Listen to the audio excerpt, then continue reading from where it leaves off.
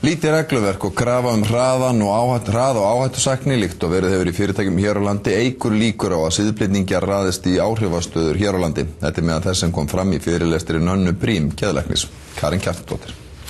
Siðblind fólk fullkomlega ófært að setja sig í spor annara. Margir þeirra lenda í fangelsi en þeir klárari geta þróa með sér mikla persónutöfra sem fleyta þeim langt. Gera má ráð fyrir að hér á landi séu 1500 til 3000 manns með alvarlega siðblindu séu tölur frá Bandaríkjunum heimfærðar hingað.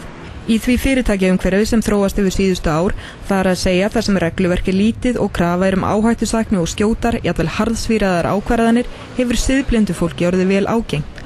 Rannsóknir sýna að töluvert fleiri siðblindir finnast í stjórnunarstörfum fyrirtækja en annars staðar í samfélaginu. Nanna Brím geðlæknir telur að hluta af ástæðum fyrir þessu sé svo að siðblindu sé stundum rugla saman við leiðtogahæfileika. Þá bendur hún á viðhorf samfélagsins. Bankaræningi sé yfirleitt fordæmdur á meðan hvítflippa glæpamaður fái litla refsingu. Siðblindir einstaklingar laðast að einhverju þar sem þeir fá völd og geta grætt mikla peninga og ráðskast með fólk.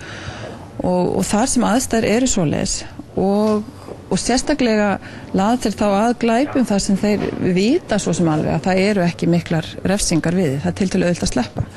Þannig að ef eitthvað er gert í því að þetta er gert minna spennandi fyrir þá myndi þessi hópur einstaklinga vissulega kannski síður laðast að þessum glæpum. Hún segir að þeir sem hafi rannsakað þetta hvað mest segir þörf á því að skima betur eftir siðblindu við ráðningar.